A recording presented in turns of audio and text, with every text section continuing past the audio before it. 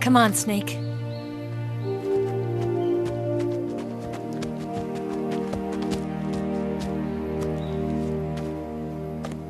We made it. We made it. Over there.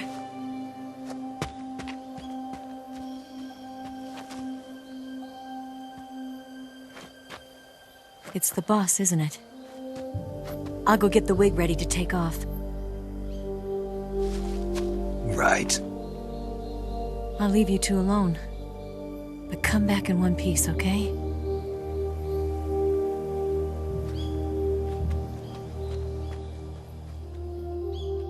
Promise me!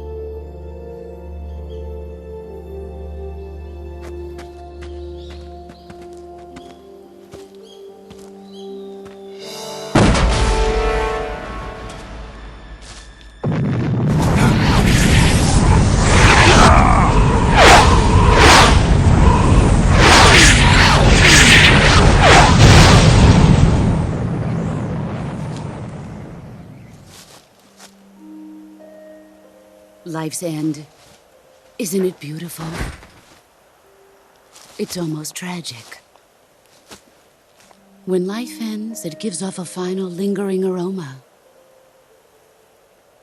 Light is but a farewell gift from the darkness to those on their way to die. I've been waiting, Snake, for a long time. Waiting for your birth, your growth, and the finality of today. Boss. Why are you doing this? Why? To make the world one again. The world used to be whole. But with the end of the Second World War, the philosophers began to fight amongst themselves, and the world was torn apart.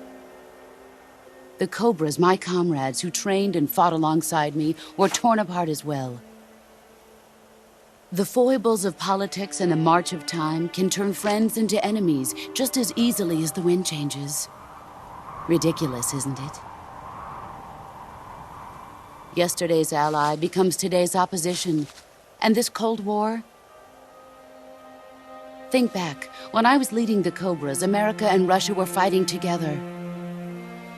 Now, consider whether America and Russia will still be enemies in the 21st century. Somehow I doubt it. Enemies change along with the times, the flow of the ages, and we soldiers are forced to play along. I didn't raise you and shape you into the man you are today just so we could face each other in battle. A soldier's skills aren't meant to be used to hurt friends. So then what is an enemy? Is there such a thing as an absolute timeless enemy?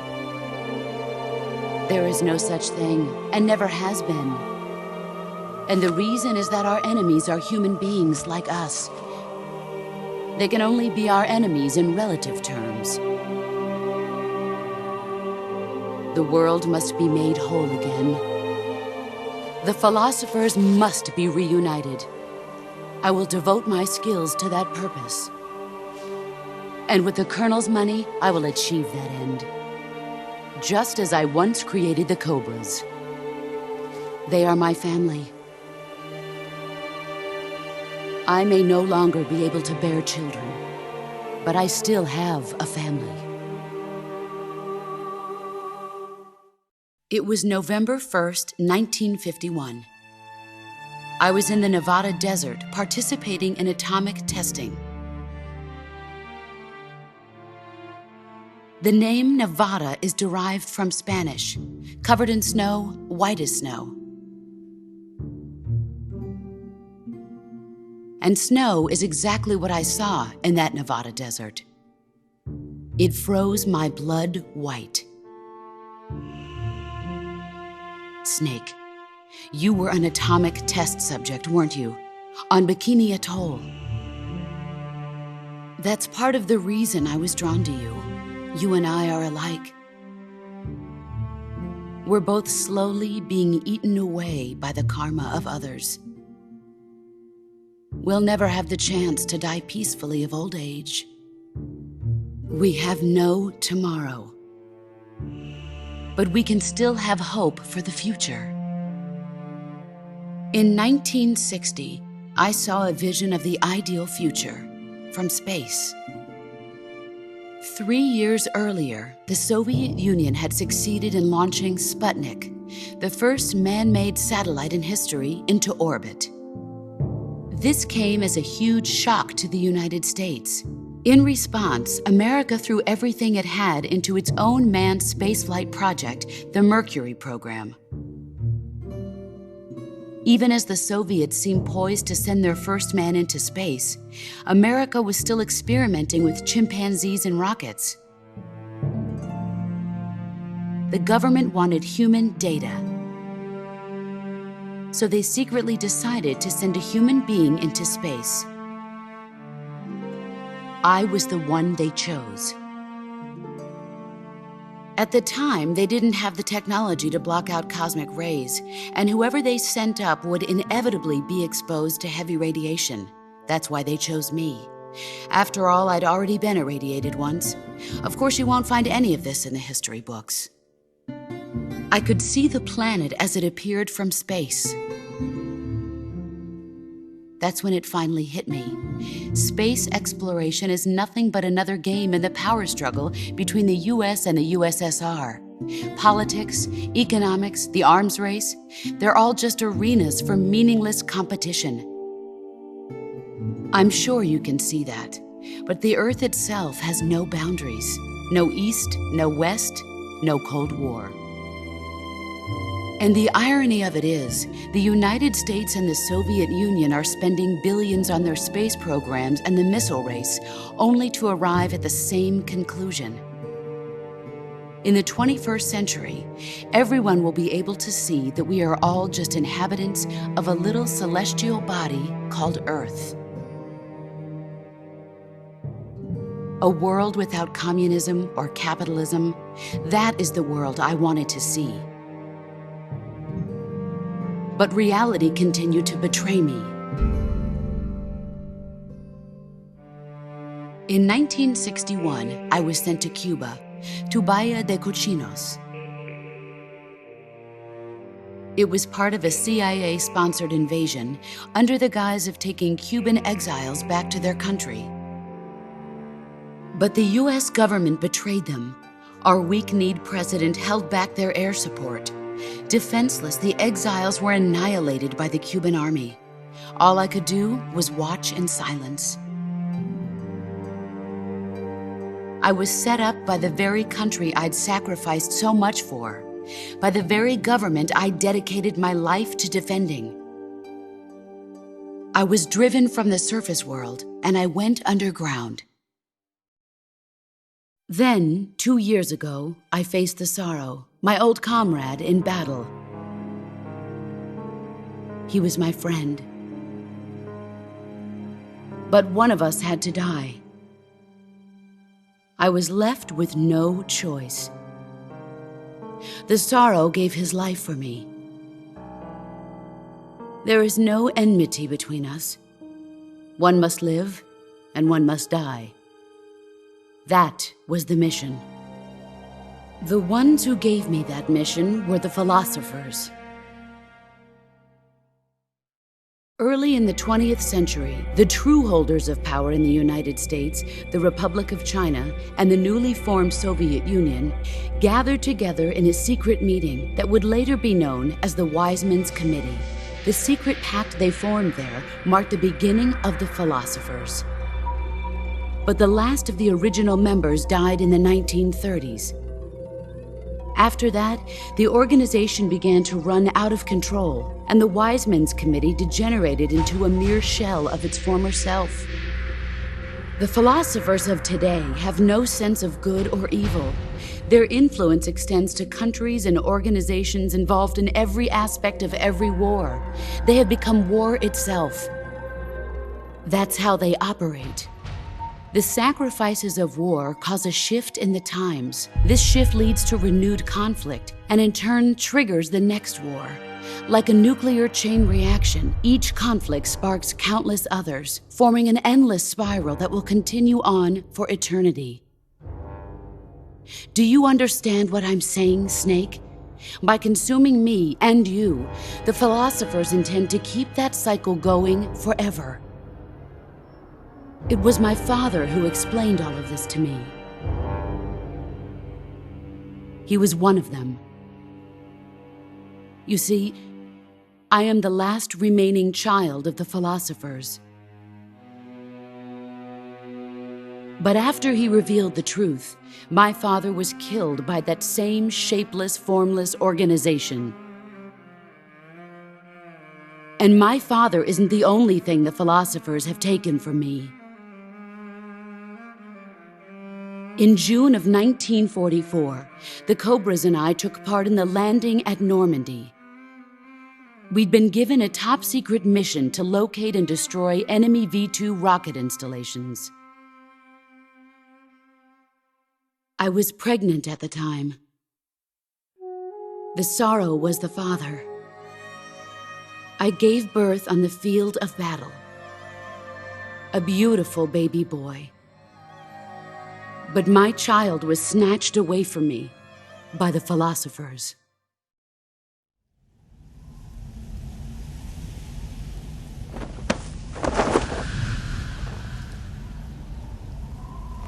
Look at this scar. This is proof that I was once a mother. I gave up my body and my child for my country. There is nothing left inside me now. Nothing at all. No hatred, not even regret. And yet sometimes at night, I can still feel the pain creeping up inside me, slithering through my body like a snake.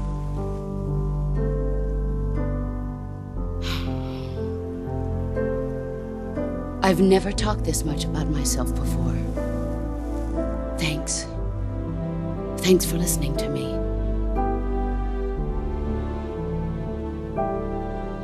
I feel content. Snake, commence the operation. I raised you. I loved you. I've given you weapons, taught you techniques, endowed you with knowledge. There is nothing more for me to give you. All that's left for you to take is my life, by your own hand. One must die, and one must live. No victory, no defeat. The survivor will carry on the fight. It is our destiny. The one who survives will inherit the title of boss. And the one who inherits the title of boss will face an existence of endless battle. I'll give you 10 minutes. In 10 minutes, MiGs will come and bomb the hell out of this place. If you can beat me in less than 10 minutes, you'll be able to escape in time. Let's make this the greatest 10 minutes of our lives, Jack. Boss. You're a soldier. Finish your mission. Prove your loyalty. Face me. Let's see what you're made of.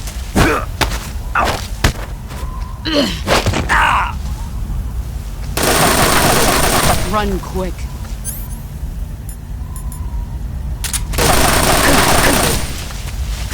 Time to blast!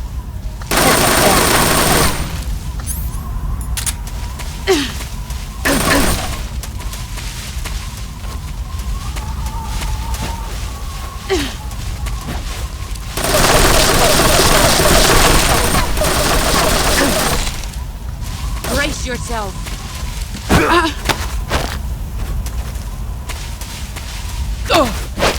Excellent, Jack.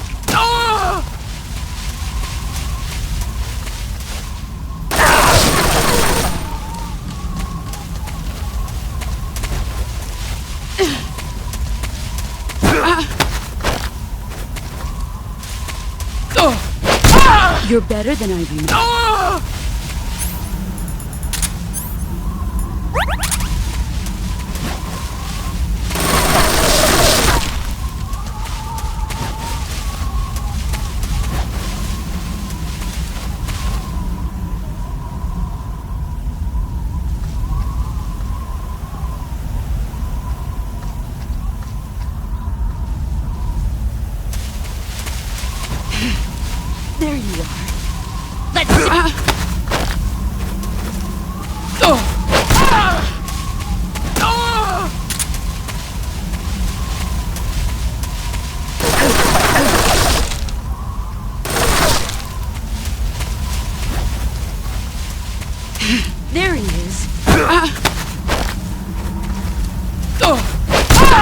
skills have improved.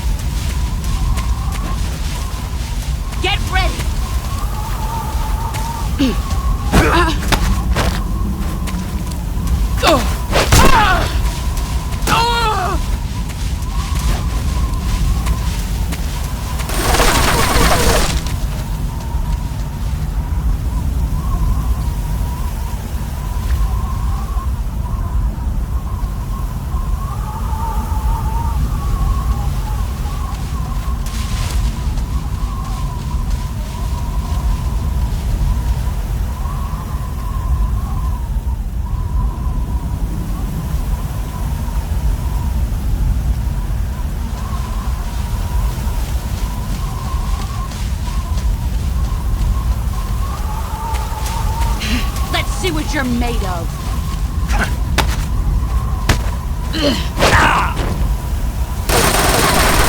Move or you're dead.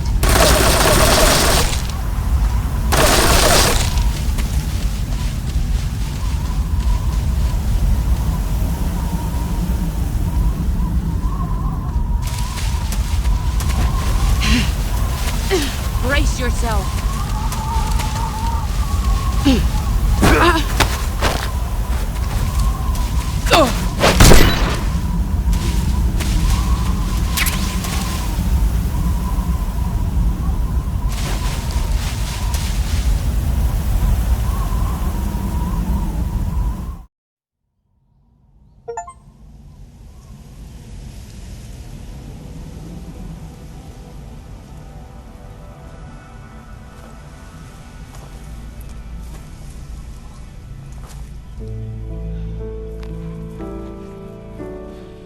Take this.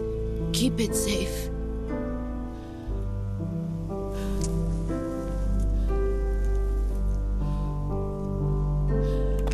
It's our only hope.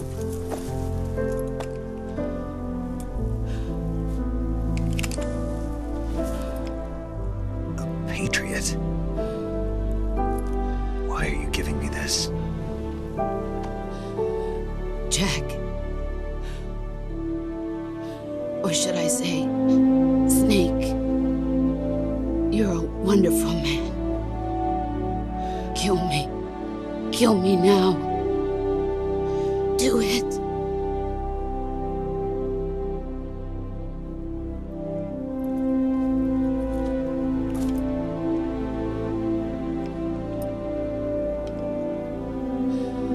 There's only room for one boss and one snake.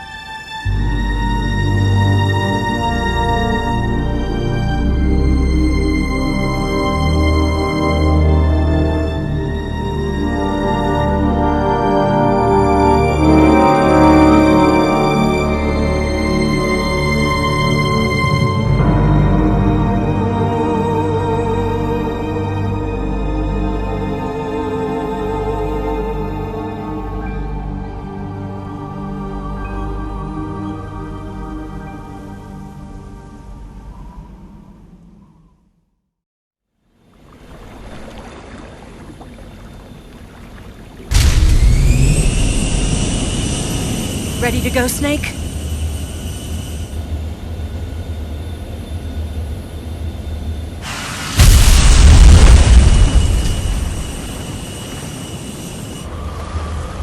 Are you okay?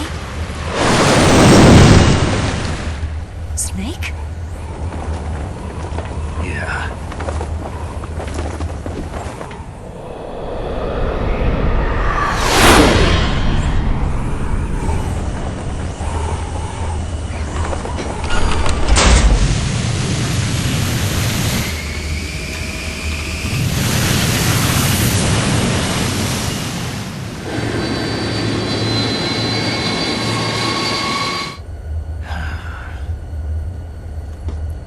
I told you you could trust me.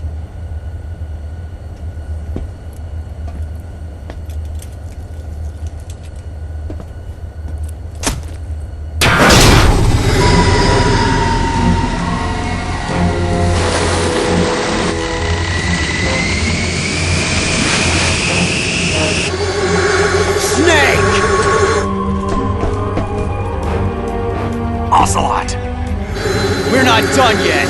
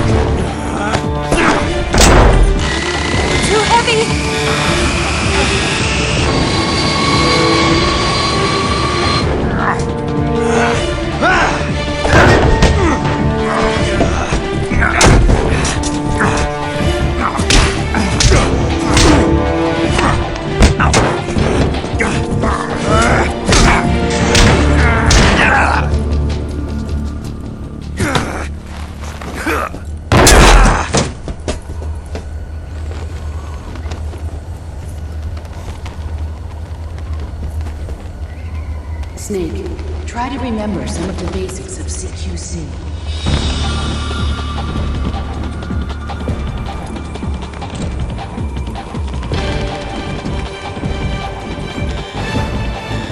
Not good!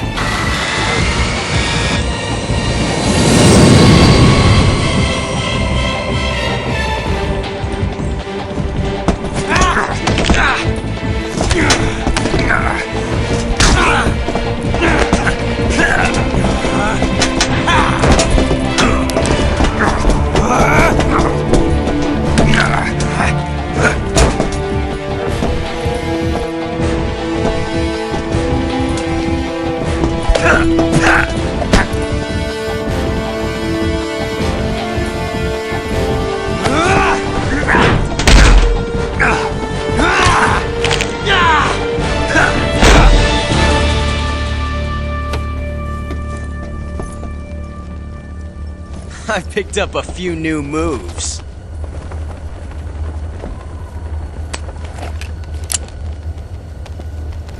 Huh. It doesn't feel right to shoot an unarmed man. But I'll get over it. Eva!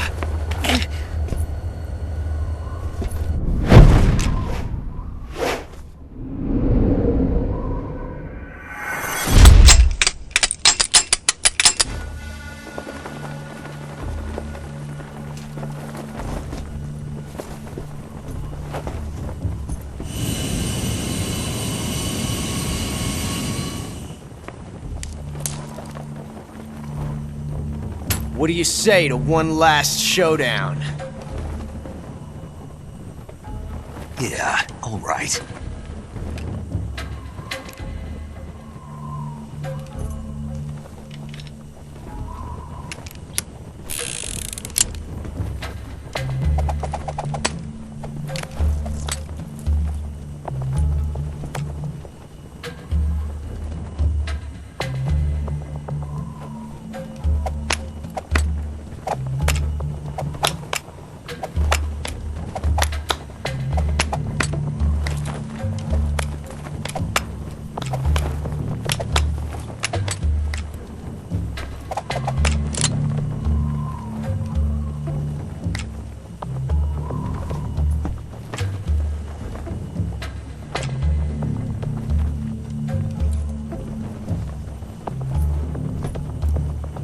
What's your name?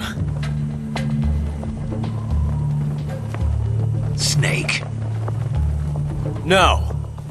Not that name. You're not a snake, and I'm not an ocelot. We're men with names. My name is Adamska. What's yours? John. Very well, John. Plain name. But I won't forget it.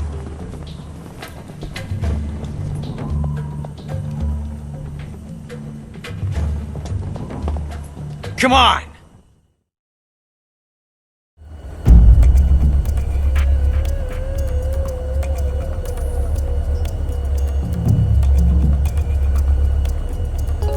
Pick one up already!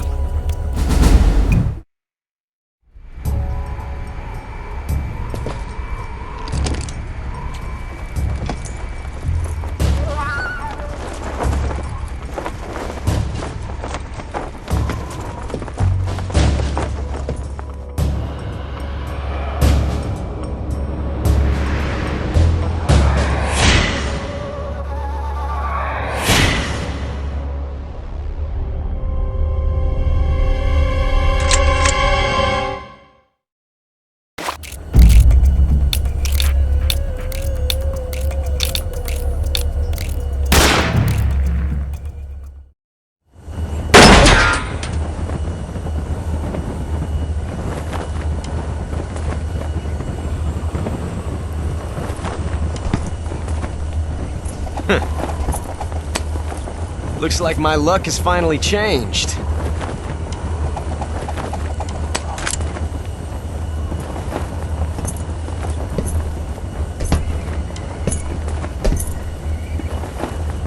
Till we meet again, John.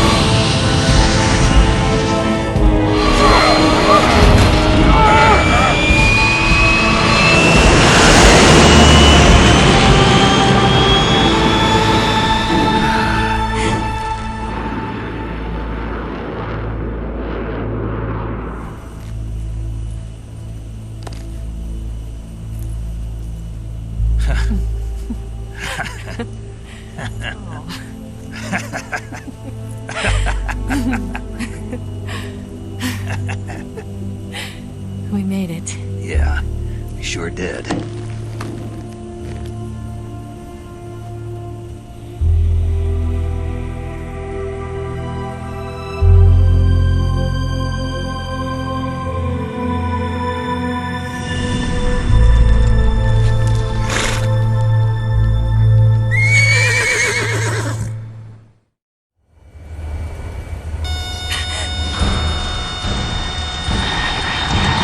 Oh no!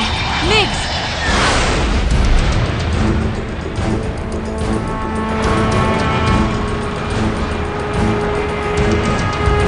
There's no way out! What are we gonna do? We've come too far to let them stop us now. Those things have got to be armed. It's no use. There's no way we can outmaneuver them.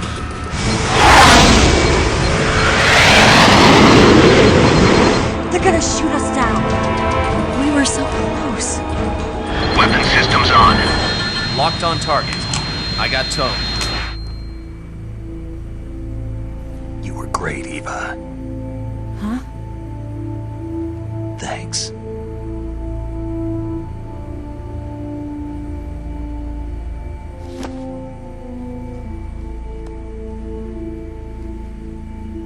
Hulk 19, this is Control. Stand by for a direct order from the chairman. Hulk 19, return to base immediately. Do you read me? This is a direct order from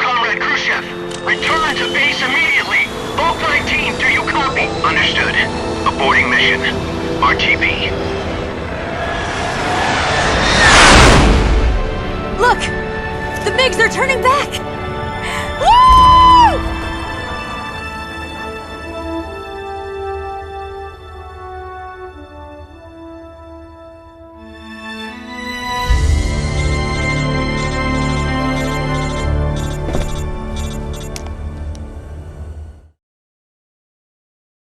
Well done, Snake. The MiG's disengaged.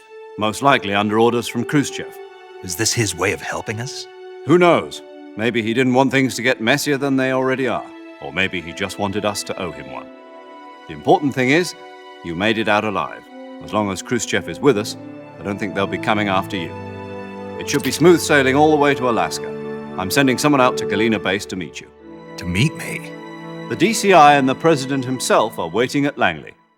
Don't keep them waiting.